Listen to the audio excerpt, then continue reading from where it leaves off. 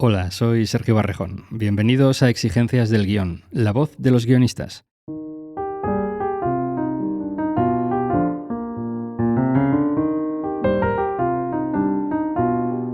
El episodio de hoy está patrocinado por el Máster en Escritura del Guión Audiovisual que organiza el GAC, el Sindicato Catalán de Guionistas, junto con la Universidad de Barcelona y la Universidad de Lleida. Si quieres estudiar guión de forma online o presencial en Barcelona con profesores que han escrito películas como Wolfgang o Los Tortuga, series como Desaparecido, Coses que pasen, Sala Polivalente, Yo Mai Mai o programas como Està passant o Tu cara me suena, echa un vistazo a la web www.masterguion.es. Las preinscripciones ya están abiertas y en esta sexta edición el máster ofrece becas y ayudas que pueden llegar a cubrir hasta el 50% del coste de matrícula.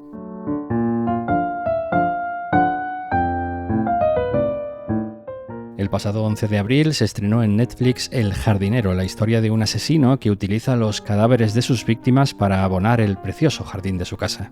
Es la segunda serie creada por Miguel Sáez Carral que se coloca en el número 1 mundial de Netflix en poco más de un año. Paul Sánchez se reúne con Carral en las oficinas de Dama en Madrid.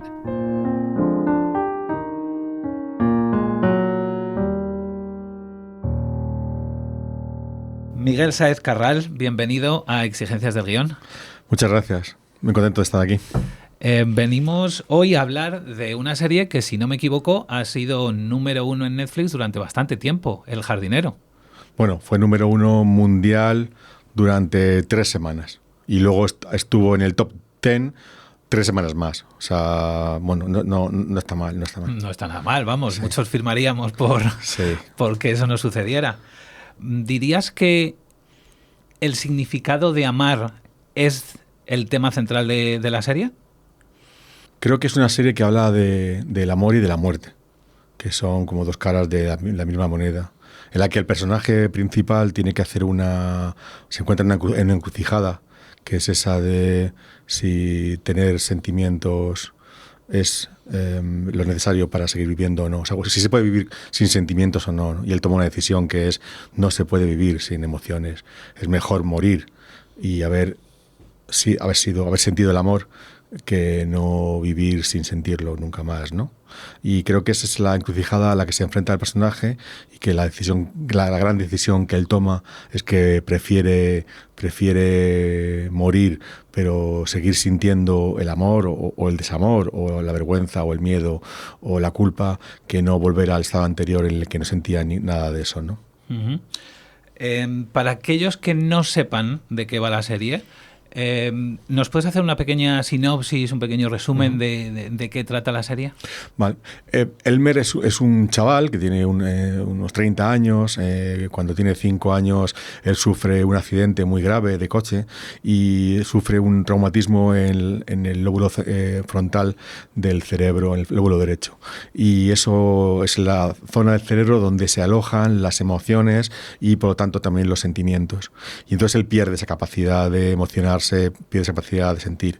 Tiene una madre, que es la China Jurado, que es un personaje muy, muy, muy curioso, que en un momento dado de su vida decide aprovechar esa falta de sentimientos y de emociones de Elmer para convertirle en un asesino profesional. Y a partir de ese momento, Elmer y su madre viven solos en una ciudad muy pequeñita de provincias, con la tapadera de regentar un vivero, por eso se llama El jardinero, pero en realidad dedicándose a hacer desaparecer gente, ¿no? Hasta que, en un giro del destino, Elmer, por una cosa que no voy a desvelar, recupera parte de esas emociones y entonces se da cuenta de que no puede matar a la persona a la que debe matar porque se ha enamorado de ella. Así que el personaje se encuentra con que al haberle devuelto las emociones es incapaz de hacer el trabajo para el que estaba también dotado antes. Uh-huh. Claro, por eso la relación de la madre, la China Jurado, que por cierto me encanta el nombre, ¿de dónde viene ese nombre? Antes de seguir. La China Jurado, China es un apelativo que a muchas mujeres de Sudamérica se les pone. Dependiendo del país, puede significar que tienes un antepasado oriental, o que tienes el pelo rizado, o que tienes la piel más oscura. Entonces, en cualquiera de esas adjetivaciones encuentra ella ese apelativo, encuentra ella sentido, ¿no? Es una ex actriz mexicana que en ese mismo accidente en el que su hijo pierde la capacidad de sentir emociones, ella pierde una pierna, con lo cual ya no puede volver a ser actriz, ¿no? Pierde su objetivo de la vida, ¿no? Que es triunfar en el cine. La relación de la China Jurado, la madre de Elmer, con Elmer es una de las piedras angulares de la serie. La serie se sustenta sobre 3 pilares. Uno es Elmer, otro es su madre, que es la China Jurado, y otro es ese tercer pilar, que es Violeta, que es la chica de la que se enamora y la que no puede matar, ¿no? Y en ese triángulo gira toda la serie. Efectivamente, Elmer tiene con su madre una relación que podríamos definir como muy tóxica, porque aunque la China Jurado le quiere mucho y es su hijo y le quiere muchísimo, pero le ha convertido en un asesino, con lo cual muy buena persona no es. Y por otro lado se desarrolla un conflicto que es universal y que se puede entender en cualquier país del mundo, que es que una madre nunca quiere perder a su hijo en brazos de otra mujer, ¿no? Y ahí se desarrolla una relación de celos. Así que la China Jurado tiene muchos motivos por los que no quiere que Elmer esté con esa chica. Uno es no perderle como hijo, otro es no perderle como asesino. Claro, entonces las diferentes formas de entender el amor son un poco lo que va mostrando la serie.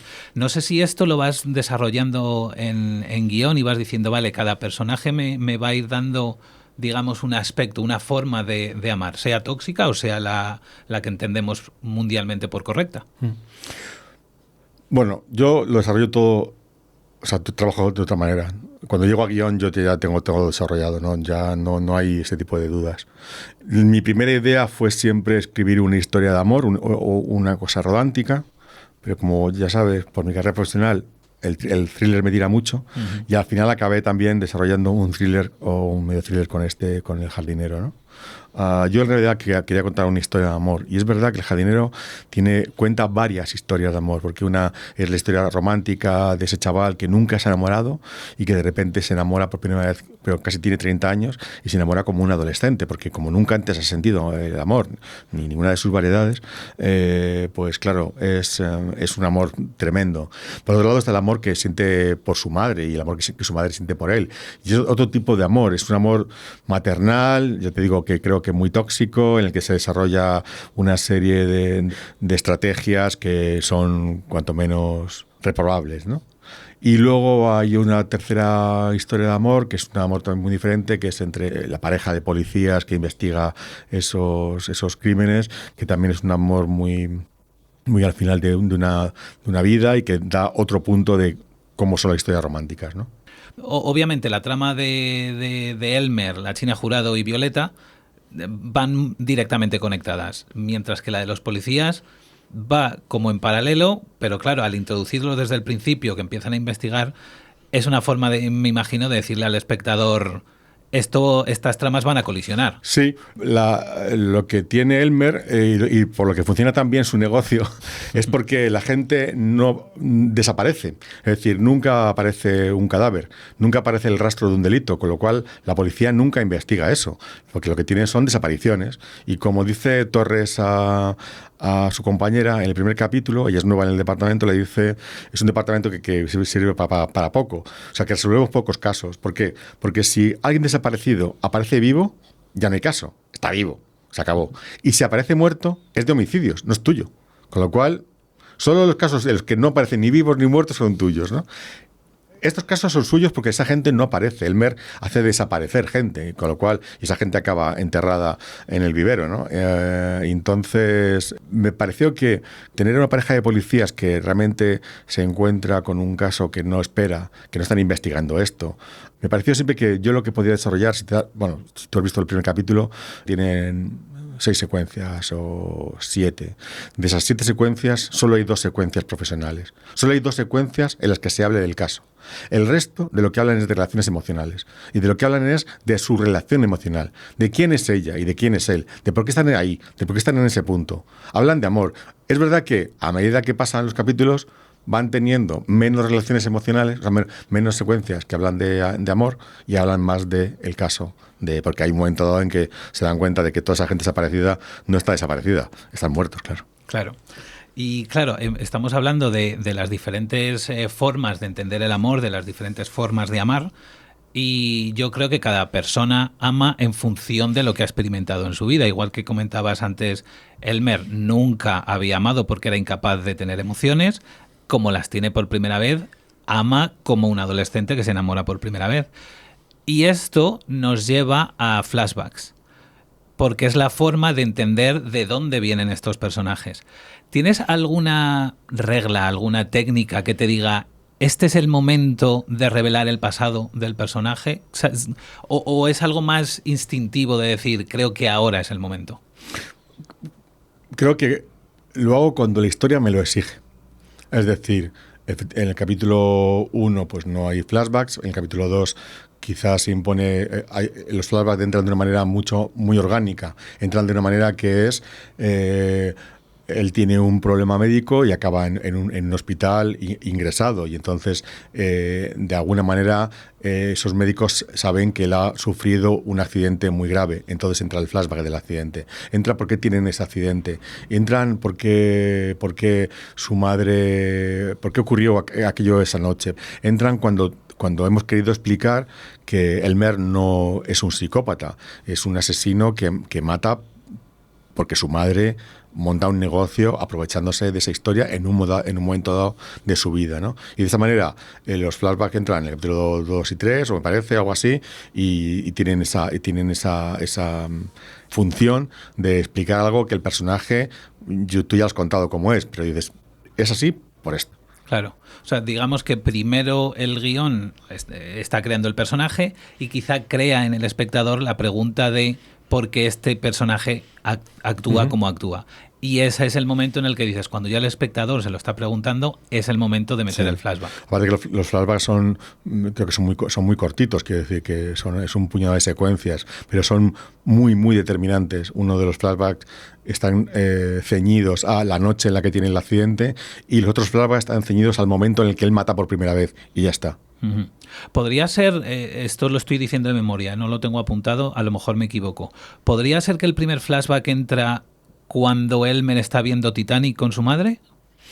¿Puede ser? Hay un flashback que efectivamente está viendo Titanic con su madre y entonces él de repente se pone a llorar. Y tiene un flashback de alguien que nunca ha llorado. Claro. Porque nunca ha sentido la tristeza. Y entonces, claro, eso le pone muy nervioso. Y eso es peor todavía, porque él nunca se ha puesto nervioso. Y entonces necesita encontrar un sitio a solas, ¿no? Entonces deja a su madre en el salón, se va corriendo a su habitación, ¿no? Se encierra en su habitación, en su dormitorio, y mirándose al espejo, empieza a sentir un ataque de angustia. Con lo cual es aún peor, porque él nunca ha sentido angustia. Con lo cual empiezan a sucederse emociones que él nunca ha sentido. Y esas emociones, durante el capítulo 1 hemos contado que siempre han sido fingidas. Uh-huh. Y de repente él se acuerda del momento en el que fue un niño después del accidente y su madre le enseñó a fingir esas emociones. Uh-huh. Has trabajado con Disney, has trabajado con Netflix. ¿Es difícil negociar y lidiar con los ejecutivos? ¿O has tenido suerte y para ti ha sido todo muy, muy fácil? Yo no lo llamaría suerte, pero tanto Disney como Netflix han sido extraordinariamente pulcros y hemos tenido debates, ¿no? Pero nunca discusiones sobre esto. Y siempre me han dado la posibilidad de poder probar y ser yo el que se equivoque. Y ellos nunca han recibido, o sea, sí que he recibido notas, por supuesto, porque es normal, ¿no? Pero siempre con la deferencia, con la confianza de decir, pero la serie es tuya y eres tú el que tiene que decidir si esto es así o no. No, yo he recibido 0 imposiciones, tanto de Netflix como de Disney. Uh-huh. Es verdad que también, bueno, tanto los primeros guiones que escribí de la serie que escribí para Disney como las 2 que he escrito para Netflix, entraron muy bien. Y entonces a partir de ahí se creó con ambas plataformas un estado de confianza que creo que también me he beneficiado de eso, ¿no? Claro. Y cuando vas a una plataforma de estas con una serie, ¿qué les llevas? ¿Cómo haces el pitch? ¿Llevas un dossier? ¿Llevas una escaleta? ¿Llevas el piloto completo? No. Bueno, en Ni Una Más había una novela previa. Claro. Se compraron los derechos, ¿no? Entonces ya el trabajo, tú ya has vendido la serie, se han comprado una novela, es porque esto, ¿no? Yo trabajo para una productora que es de Leo, que es José Manuel Lorenzo. Fue José Manuel Lorenzo el que inició esa relación, fue el que envió la novela a Netflix. Netflix la leyeron, les encantó, y a partir de ese momento yo tuve un par de reuniones en las que fueron, pero tú cómo quieres enfocar esto, ¿no? Porque claro, yo soy el autor de la novela, pero al mismo tiempo soy guionista, ¿no? Claro. Para mí el trabajo de novela es uno y para mí el trabajo del guion es otro, y bueno, pues y lo que les expliqué en esas dos reuniones les convenció lo bastante como para lanzarse a hacer Ni Una Más, ¿no? Con Disney también era una adaptación de una novela, pero no era una novela mía, era otra novela, era una de otra persona. Y también creo que la manera en la que se vendió esa serie fue con la adaptación que hicimos, es decir, yo esta novela, que es así, que tenía una serie de circunstancias, queremos hacer esta adaptación. Es decir, nos interesa el tema de fondo que hay en la novela, pero no lo queremos contar como en la novela, queremos contarlo de otra manera, ¿no? Y creo que eso fue lo que le convenció a Disney, decir, es que no me van a contar esto de la misma manera, me lo van a contar de otra. Y en el caso del El Jardinero, que sí que es una serie original, pues yo tenía una idea muy primigenia, en una reunión se la conté a Verónica, si quieres llamarlo pitch, pero no fue un pitch realmente. Fue, ¿qué quieres escribir ahora? Yo le dije, estoy dándole vueltas a esto, no sé qué cuánto, se la conté. Me dijo, si me puede escribir 10 páginas, escribí 10 páginas, que fue el dossier primigenio. Esas 10 páginas son un tratamiento. Era un tratamiento de la serie, básicamente, sí, pero no del todo la serie, porque yo no lo tenía claro. Era un tratamiento, básicamente, de cuál era la relación que tenían esos personajes, la China Jurado, Elmer y Violeta, y qué ocurría en los primeros pasos de esa serie. ¿Cuál era el conflicto? ¿En qué encrucijada se encontraba el personaje principal? Era una serie de detalles que sí, también tenía, claro, por supuesto, un argumento desarrollado de cómo comenzaba la historia. Y a partir de ahí, de esos 10 folios, lo que hice fue saltar directamente a guión. Y escribí un guión 1. Y ese guión 1, junto con ese tratamiento, fue lo que realmente vendió la serie. Uh-huh. De ese guión 1 al guión final del piloto, ¿nos podrías decir cuántas versiones ha habido? ¿Cambió mucho? No, yo hice esa primera versión, luego hice una primera versión que nunca es una primera versión. O sea, que yo a lo mejor en casa de ese guión pude hacer 2, 3 versiones, ¿vale? La tercera versión es la que enseño. Gustó mucho. Luego hice una cuarta versión para limar una serie de cosas y claro, como ya habíamos empezado a escribir el 2, el 3, el 4, el 5, el 6, los tratamientos de los otros 5 capítulos, pues hay siempre cosas que dices, pues mira, esto que ha aparecido aquí, pues ahora quiero cambiarlo. Y entonces yo hice una versión que ya contenía ciertas partes de los capítulos siguientes. Y cuando terminé el trabajo de los 6 guiones, o sea, con Isa Sánchez, que es mi compañera de guión, hicimos una corrección general de los 6 guiones, con lo cual el guión cambió otra vez, o sea que puede ser 6 versiones. Y luego, cuando estábamos en rodaje, nos dimos cuenta de que había alguna secuencia que había que cambiar y entonces se crearon un par de secuencias nuevas. O sea que si las cuentas, pues puede haber 7 versiones, 6, 7 versiones. Y más o menos el resto de los guiones, el 1 es siempre más complicado, es en el que más cambios te vas a ver obligado a hacer por muchas razones, pero luego yo creo que el resto de guiones, pues ¿qué podrían tener? Pues no sé, yo trabajo siempre sobre 5 o 6 versiones, no trabajo en más. Yo considero que tienes que hacer más de 6 versiones, hay algo que no funciona. Claro. En algún momento, creo que ha sido alguna entrevista o a lo mejor en la charla que diste en Dama, me parece que dijiste que todo el mundo le da muchísima importancia al piloto y obviamente acabas de decir que tú también trabajas mucho el piloto, pero que el segundo episodio de una serie es quizá más importante que el primero. O algo así me pareció entender. No es que sea más importante, el primero es muy importante, porque claro, la gente te va a empezar a ver y a juzgar por ese primer capítulo. Lo que digo es que el capítulo 2 hay que prestarle mucha atención, porque es el capítulo que consolida la serie. En el 2 es el capítulo en el que cuenta la serie de verdad. El 1 es el planteamiento y tú puedes hacerlo con más arte o con menos arte para que fluya estupendamente, y yo creo que El jardinero es una buena medida de eso, ¿no? Es un capítulo que fluye constantemente, continuamente están pasando cosas, pero sin embargo parece que no pasa nada, o sea, parece que no está ocurriendo nada, y en realidad están ocurriendo un montón de cosas, ¿no? Y fluye constantemente, te lleva de un lado a otro, pero es un capítulo piloto. Pero el segundo es donde se plantea el conflicto de verdad. Es que, es un spoiler, es que a ti te han dicho que tienes que matar a una persona y no la matas. Uh-huh. Y ese es el conflicto de toda la serie. No está en el 1, está en el 2. Claro. Ahí es donde realmente... Ese final del 1, ese cliffhanger del 1, es la exposición de ese capítulo. Es que este tío que iba a matar a alguien, no lo mata. No solo no lo mata, sino que la besa. Claro. ¿Vale? Pero en el 2 es donde tienes que acarrear con las consecuencias de eso. Uh-huh. Y estas consecuencias, eso es la serie. Claro, en el 2, si no recuerdo mal, es cuando la madre, la China Jurado, se entera de que no ha hecho lo que tenía que hacer. De que no solo no la ha matado, sino que además no quiere hacerlo. Uh-huh. ¿Sabes? Entonces ya ahí es donde surge el conflicto, de verdad. Y dices, ¿cómo que no quieres hacerlo? ¿Por qué no quieres hacerlo? Porque me he enamorado de esta. ¿Cómo que te has enamorado de esta? Si tú no puedes sentir emociones. Claro, es una cascada. Que es una cascada, claro. O sea, es todo pam, pam, pam, pam, pam. Y al final el capítulo te lleva a un punto y de esa última secuencia del capítulo 2 que ya te lanza toda la serie. Claro. O sea, pero realmente la serie, yo creo que El jardinero y bueno, las que escribo, el capítulo 2 de Ni Una Más también es muy potente, porque el 2 de Ni Una Más es el capítulo que consolida la serie. Es quien te dice de qué vamos a hablar en esta serie. El 1 te sirve para... Es guay también lo que ocurre, ¿sabes? Pero no, es el 2 donde está el personaje de Alma. Es en el 2 donde te dices quién es Alma, quién es un adolescente de 16 años y qué es lo que hace. Es muy curioso, me hace mucha gracia que digas esto a título personal, porque yo cuando empiezo una serie siempre le doy 2 episodios. El primero es para ir, pues un poco como estás contando, para ver a ver qué me quieren contar por aquí. Uh-huh. Pero el segundo es donde realmente decido si voy a seguir o no seguir. Sí. Y creo que, bueno, yo no soy nadie para juzgar el trabajo de los demás, pero creo que en muchas series se pone toda la carne en el asador en el 1 y luego te encuentras con doses que son doses de transición y que dices, no, el 3 va a estar muy bien. Y dices, ya verás que a mí me da igual si el 3 está muy bien. Si en el 2 no me has contado realmente algo interesante, no voy a ver el 3 ni el 4. Uy, es que el 5 es un capítulo maravilloso. Y dices, pero ¿a quién llega el 5? O sea, si no te ha gustado el 2, ¿no? O sea, sí. Es eso.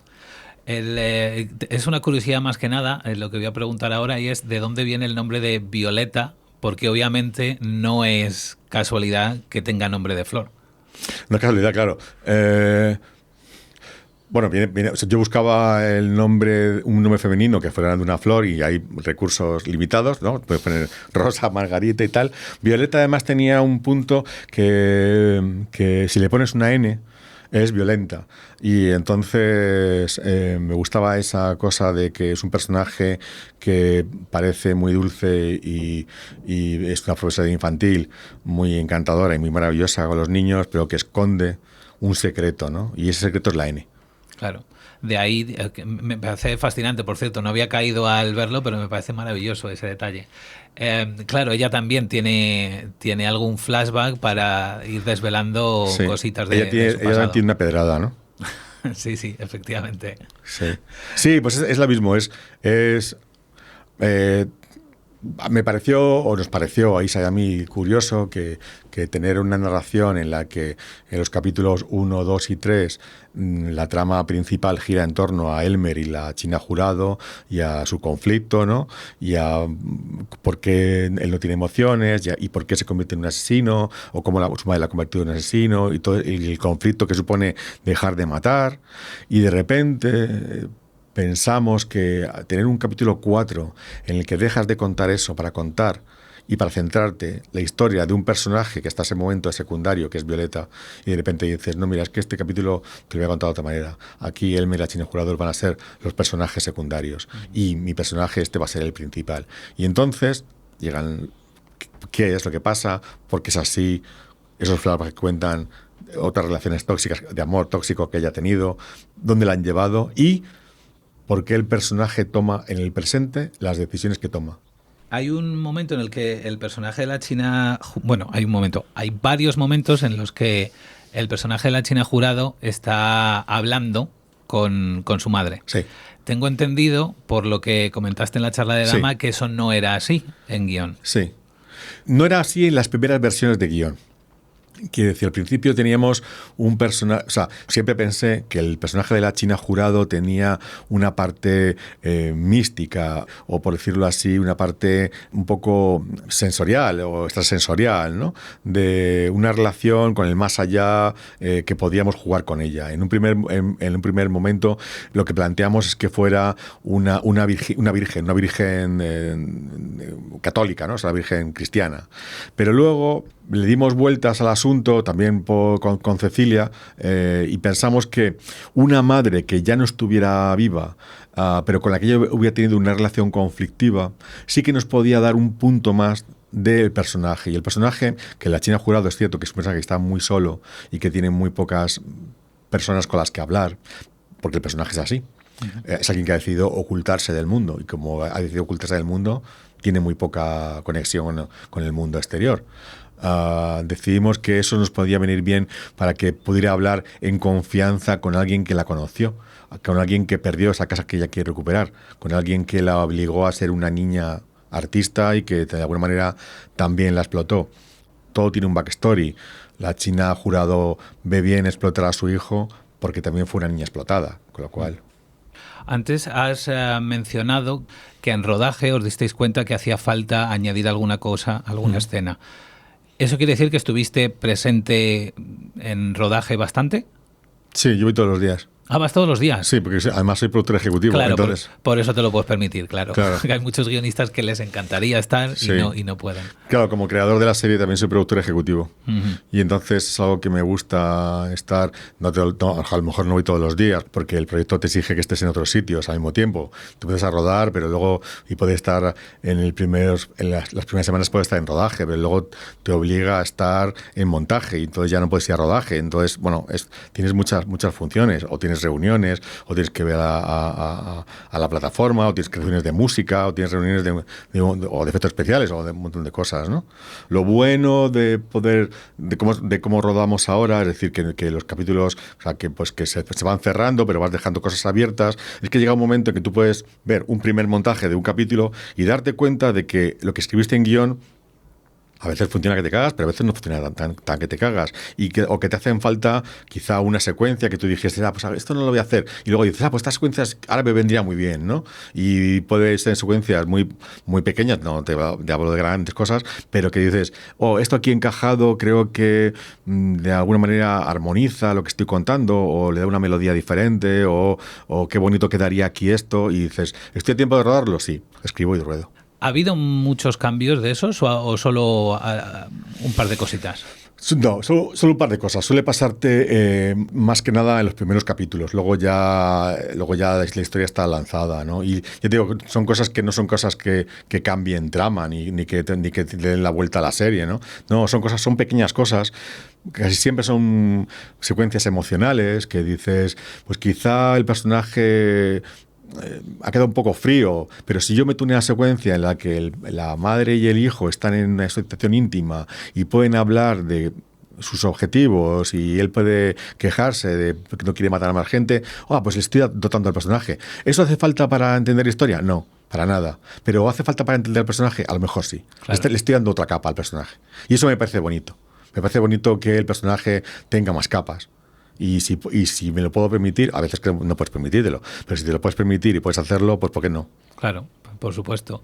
Y claro, han cambiado algunas cosas en rodaje y luego en montaje. ¿También cambiáis algo? Sí, porque en el fondo es lo que te digo, un guión te sirve pues para construir la historia, y luego en el rodaje es un elemento muy importante. En el rodaje también se van cambiando cosas porque lo que tú has escrito a veces lo has imaginado de manera, y luego en rodaje la propia historia cambia, no cambia radicalmente. Siempre hablo de pequeños cambios, es decir, de que una cosa que era así, pues ahora es un poquito asado, ¿sabes? Uh-huh. Y en montaje te ocurre a veces lo mismo, es decir, que la estructura del guión funcionaba muy bien en papel de una manera, pero luego se ha rodado no de otras, pero se ha rodado diferente, y dices, pues si esta secuencia que iba aquí, va aquí, pues a lo mejor es guay. O hay veces que dices, joder, pues esta secuencia que hemos rodado no sirve para nada. Es un ladrillo en mitad del capítulo, pues ahorrémonoslo, ¿no? Claro. Y se descarta. Muy bien. Se descarta. Hay una secuencia concreta cuando los detectives están investigando, que hay como pantallas divididas y tal. El capítulo 3 es. Vale, pues ese montaje...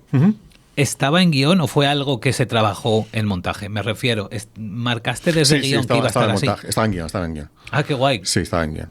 Y por curiosidad, más o menos, ¿cómo lo formateas? ¿Cómo es el formato de un montaje de ese estilo? Vas metiendo secuencias y entonces vas poniendo, o sea, el montaje comienza con Tors y Carrera en ese despacho de desaparecidos, van colocando fotos de esto y... En otra secuencia, numeras otra secuencia y dices, ya te vas a la locación donde ocurrió esto. Y vas a la siguiente secuencia y dices, ya siguen poniendo y ahora es otra. Y sobre las secuencias en las que no están ellos, hay un off que sigue hablando la policía y sigue diciendo tú, o sea, lo que sea. Sí.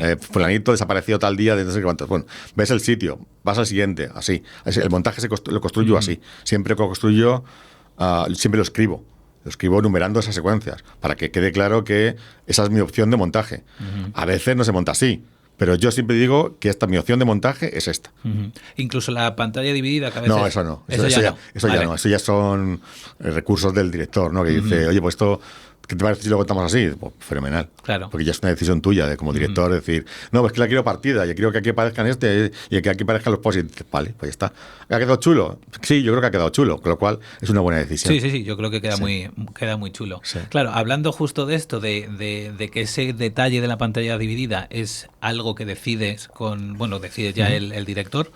¿Qué relación tienes con el director en una serie como esta en la que eres productor ejecutivo? Además de creador y guionista. Ya. Es siempre una relación de... Tienes que tender a una relación de confianza. Porque en el fondo yo no soy director. Y yo no dirijo en el rodaje. Es otra persona la que dirige a los actores, la que decide cómo es la puesta en escena de las secuencias.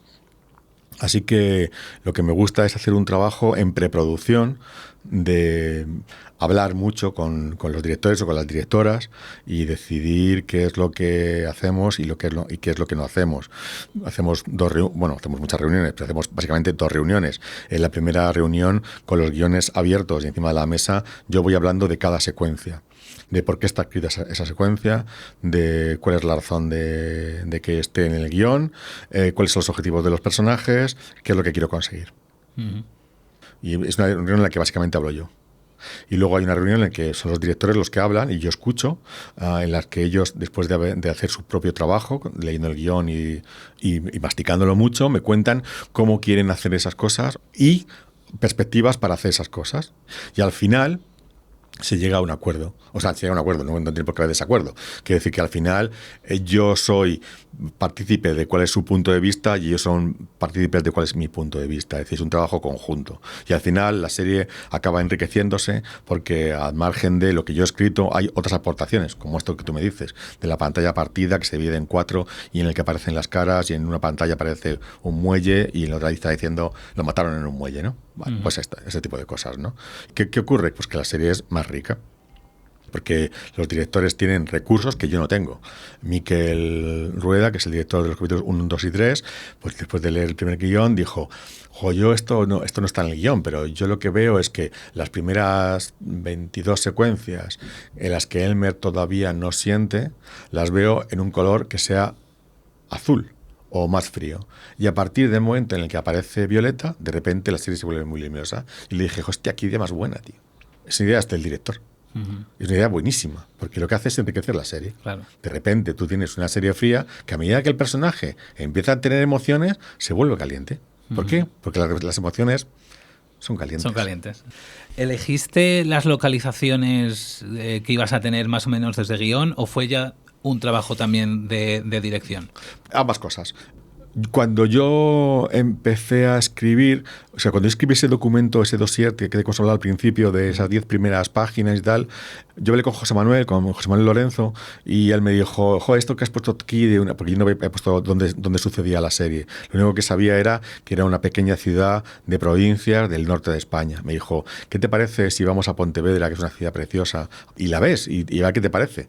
Y le dije, vale, pues me fui. Y me fui con él unos días a Pontevedra, y me di cuenta de que sí, de que efectivamente el jardinero tenía todo el sentido del mundo que sucediese en esa ciudad en la que llovía bastante, en la que un jardinero podía ser feliz, porque cualquier cosa que plante le va a crecer estupendamente, ¿no? Y vimos muchas de las localizaciones que yo ya metí en guión.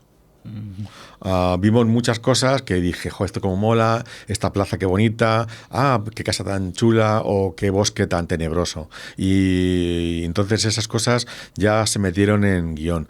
Después, otros muchos escenarios ya fueron buscados por la producción y por dirección. Hay muchas canciones en la serie.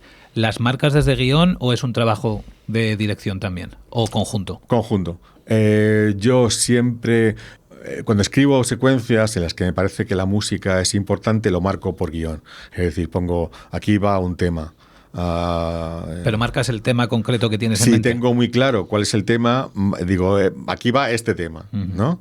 El tema de arranque de la serie, que es Billie Ellis, tenía muy claro que ese era el tema y estaba marcado por guión. A medida que íbamos trabajando, yo trabajaba con un director musical, ¿no? con un tipo creativo, y entonces fuimos seleccionando canciones al mismo tiempo que yo iba escribiendo los guiones, o que íbamos escribiendo los guiones de Ni Una Más. Con lo cual, cuando llegaban a Netflix, por ejemplo, la gente de contenidos de Netflix podía escuchar las canciones al mismo tiempo que leía el guión, y eso creo que fue una experiencia muy chula para ellos, ¿no? Con el jardinero no ocurrió en todas las canciones, en algunas sí, que estaban marcadas por guión, y otras se decidieron junto con la gente que hizo la banda sonora, que hicieron propuestas, y luego con las peticiones de los directores, ¿no? Supongo que ocurre lo mismo cuando los personajes ven películas, como el caso de Titanic, o cuando van al cine a ver In the Mood for Love. Sí. Bueno, In the Mood for Love sí que estaba en guión. Titanic no estaba en guión. La que estaba en guión era el Príncipe de las Mareas. Pero tuvimos un problema para comprar los derechos, y al final, haciendo una selección de otras películas que hubieran sido muy, muy taquilleras y que fueran emocionales, que tuvieran secuencias en las que todo el mundo en una sala de cine se dejó una lágrima, ¿no? Pues salió Titanic, y Titanic ganó una votación por rotunda mayoría. Y entonces al final pues decidimos comprar Titanic. Tuvimos la suerte de que tanto la productora como el estudio y los actores y el director nos dieron el ok, y entonces pudimos meter la secuencia de Jack muriendo. Hemos comentado un par de veces así por encima el tema del tratamiento de estas 10 páginas. Recuerdo que cuando diste la charla aquí en Dama, hubo gente que preguntó varias preguntas por cómo era ese tratamiento. Entonces, si nos puedes explicar un poquito cómo escribes un tratamiento, o qué no debería escribirse en un tratamiento. Que eso también puede ser interesante. Sí, bueno, era un pequeño dossier. Yo qué tratamiento le llamo a cuando coges un capítulo, el capítulo 1, y dices, y cuentas todo lo que ocurre en el capítulo 1. Okay. Para mí eso es un tratamiento. Y lo que sí que como trabajo es, yo hago para entregar el trabajo a la plataforma o a la cadena. Yo escribo el guión 1 y escribo los tratamientos de todos los capítulos. Si son 8 episodios, escribo 8 tratamientos. Cuando digo escribo con mi equipo de guión, ¿vale? Tú tienes unos tratamientos que tienen 10 páginas y que cuentan el argumento de ese capítulo. Ese capítulo empieza con él me dándose un beso con no sé cuántos, y acaba con él no sé cuántos, y cuentas entre medios todo. No es una escaleta, pero se le parece. No se cuenta como una escaleta, porque se cuenta más bien como si fuera un cuento. Como si yo te estuviera contándote una historia. Tú y yo quedamos a comer, y entonces te digo, te voy a contar lo que me pasó, y entonces te cuento una historia. Entonces te lo cuento, no siempre, no voy mezclando secuencias. Te cuento una cosa, acabo con eso, te cuento otra, ¿vale? Lo que entregué al principio, eso que yo lo llamo un pequeño dossier, que es, hago primero una página de presentación que contiene, por ejemplo, una sinopsis, que contiene un logline, que contiene unos temas claves en los que yo quiero tratar en esta serie. que en el caso de género pueden ser la maternidad, las relaciones tóxicas, los asesinatos, el amor en la tercera edad, yo qué sé, ¿vale? Y luego cuando paso a la siguiente página, lo que hago es un argumento general de la serie, que no tiene por qué llegar hasta el final de la serie, sino que lo dejo en el momento que me parece más interesante. Lo cuento, pues a lo mejor en 6 o 7, 8 páginas, y cuento en esas 8 páginas de qué va a hablar la serie, o sea, qué va a contar, cuál es el argumento, cuál es la historia. Y entonces cuento más o menos los puntos y los giros importantes de esa historia, a veces me llego al final y a veces no. Y luego hago una pequeñísima descripción de personajes.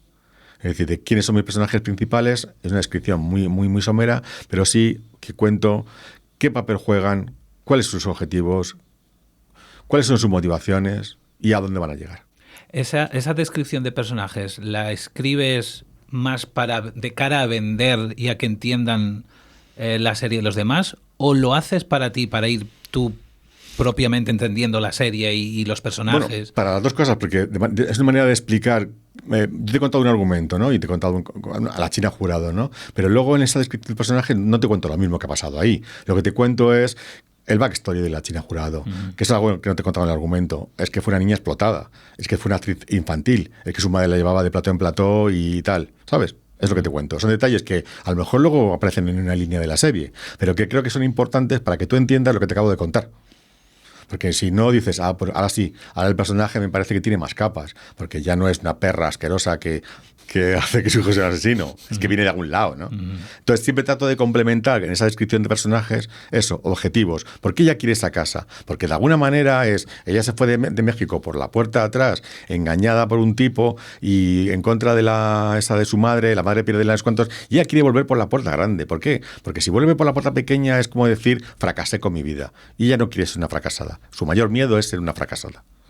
Con lo cual, usa cualquier cosa. Y entonces entiendes que si el mayor miedo de una persona, de un personaje, es aparecer como un fracasado, que haga cualquier cosa, lo que esté en su mano, para no ser esa persona. Aquí voy a entrar en terreno spoiler, así que voy a avisar a los que nos están escuchando, porque las primeras imágenes de la serie, si no recuerdo mal, son olas del mar. ¿Es posible? Sí. Y justo al final, y este es el mayor spoiler, algo trae el mar de vuelta. Sí. Me imagino que eso está pensadísimo, de que querías empezar con esas imágenes para terminar con esas imágenes. La serie comenzaba efectivamente con una playa, porque está muy relacionada con el primer asesinato que vemos, no el primero que sucede, sino el primero que ve el espectador. Y ocurre en una playa, porque a quien asesina, a quien hace desaparecer es un nadador. Y la última secuencia también ocurre en una playa, pero es un guiño también a los personajes, a lo que ha ido ocurriendo, ¿no? A quiénes son Torres y Carrera, a cuál sea su conflicto. Me parecía que era curioso arrancar y acabar la serie no en el mismo sitio, pero sí en una playa, ¿no? El final da bastante pie a continuación. ¿Está confirmada que nos...? No, o sea, esta es una decisión que Netflix tiene que tomar y que toman ellos en función, o sea, la serie, pues ya digo, por supuesto que ha sido un éxito. Dices tú, si alguien no lo ha visto, para que, es un dato, pero a los 28 días de la emisión de la serie la habían visto 90 millones de personas en todo el mundo. Wow. En España eran unos 18 millones. Claro, luego ha seguido emitiéndose, ¿no? O sea, que es que luego siguió luego siguió en el top 10 un par de semanas más o 3, ¿no? O sea, que la ha visto mucha gente, pero creo que el balance no se hace inmediatamente después de que una serie termina, ¿no? Sino que hay otra serie de circunstancias y que ya no son unas decisiones que son ni mías ni de la productora, sino que Netflix lo mira en conjunto, ¿no? Y que es una decisión que ellos tienen que tomar todavía, pero vamos, que efectivamente en algún momento dado se toma. Podemos hablar un poquito más, claro. Ya más en general de escritura, porque me llama la atención también, tú que eres guionista, pero también has escrito novelas, ¿en qué medida son diferentes las formas que tienes de trabajar al crear una historia que sabes que va a ser para novela o para crear un guión, una serie? Cuando haces trabajo de novela, sabes que el trabajo lo vas a hacer tú solo, es un trabajo mucho más íntimo, todas las decisiones las tomas tú.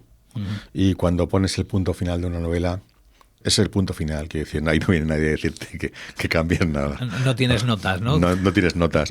No tienes notas ni entra en la visión, que oye, que te digo que es algo positivo, creo que es algo que tengo que reafirmar. Es algo positivo que los directores o que otros productores ejecutivos o que la plataforma, los actores, actrices, den su opinión y aporten también cosas. Hace la serie más rica. Creo que es lo que he aprendido trabajando 30 años en esta profesión. Es que si uno piensa que el guión es lo más, estás equivocado. El trabajo de toda la gente enriquece un producto final. Y al final una serie no es solo el guión, es el trabajo de otras muchas personas, ¿no? Con una novela eso no es así. Con una novela nadie más influye, tú te escribes los capítulos, como mucho se los mandas a tu editor y tu editor te dice qué bien o qué mal, no sé cuántos, pero en el fondo tú eres el que tú dices cómo va la historia. Y un trabajo de guión es diferente, porque aunque tú como creador arrancas la historia y esa primera idea es tuya, es tu idea original, y tú la maduras en tu casa el tiempo que sea, hay un momento en el que tienes que dar paso y tienes que meter a más gente en la historia, ¿no? Es un momento en el que entras en sala de escritores, ¿no? A mí es un momento que como guionista me encanta. Me encanta compartir con otros guionistas una historia y me encanta hacerla crecer. Con el trabajo de todos y con las opiniones de todos y con las ideas de todos, ¿no? Porque me parece que es, como te lo digo, como guionista es el momento que más disfruto, en el que mejor me lo paso, en el que más me río, en el que más encuentro que todo va construyéndose, es como ver crecer un árbol, ¿no? Y dices, las ramas, aparecen un montón de cosas, aparecen un montón de circunstancias. Es el momento en el que hacemos esos tratamientos que te digo de largos, en los que cada tratamiento se va construyendo y se van construyendo todos los personajes, ¿no? Me encanta. Y entonces, cuando pones el punto final a esos guiones, es el punto final únicamente de los guiones. A partir de ahí, de momento va a entrar a trabajar mucha más gente. Así que un trabajo de una serie es un trabajo mucho más colectivo.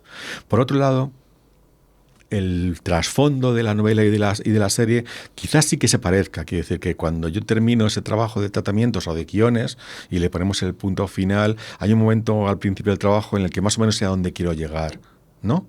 Aunque no sé cómo voy a llegar, los caminos del Señor son inescrutables, pero sabes más o menos dónde vas a llegar, cómo va a terminar la serie, qué es lo que vas a contar. En una novela también es así.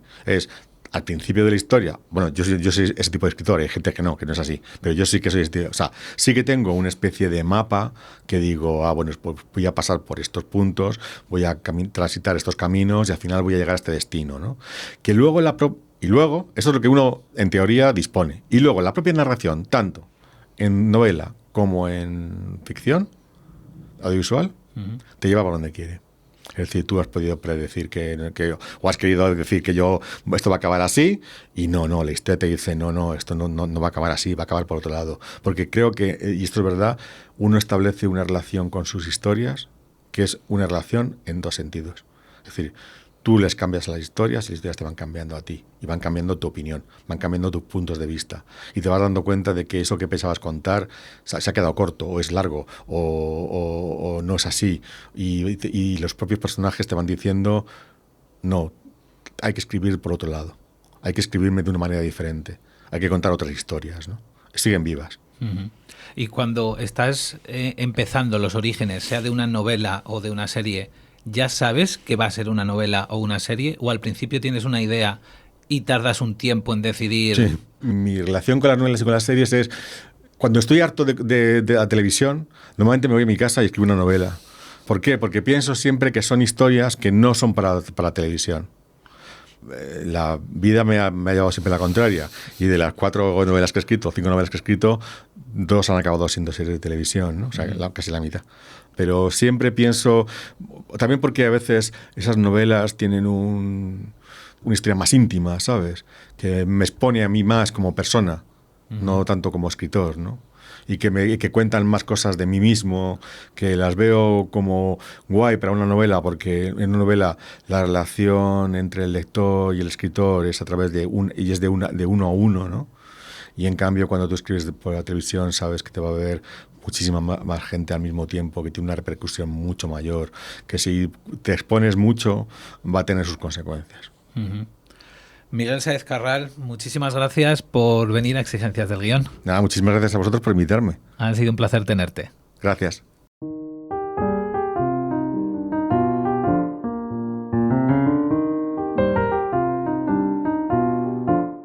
Gracias por escuchar Exigencias del Guión. El episodio de hoy ha estado patrocinado por el Máster en Escritura del Guión Audiovisual que organiza el GAC, el Sindicato Catalán de Guionistas, junto con la Universidad de Barcelona y la Universidad de Lleida. Si quieres estudiar guión de forma online o presencial en Barcelona con profesores que han escrito películas como Wolfgang o Los Tortuga, series como Desaparecido, Coses que passen, Sala Polivalente, Yo Mai Mai o programas como Està passant o Tu cara me suena, echa un vistazo a la web www.masterguion.es. Las preinscripciones ya están abiertas y en esta sexta edición el máster ofrece becas y ayudas que pueden llegar a cubrir hasta el 50% del coste de matrícula. Redacción y realización, Paul Sánchez. Diseño gráfico, Jorge Espejo. Música, Julio Barrejón, interpretada por Ana Álvarez Prada.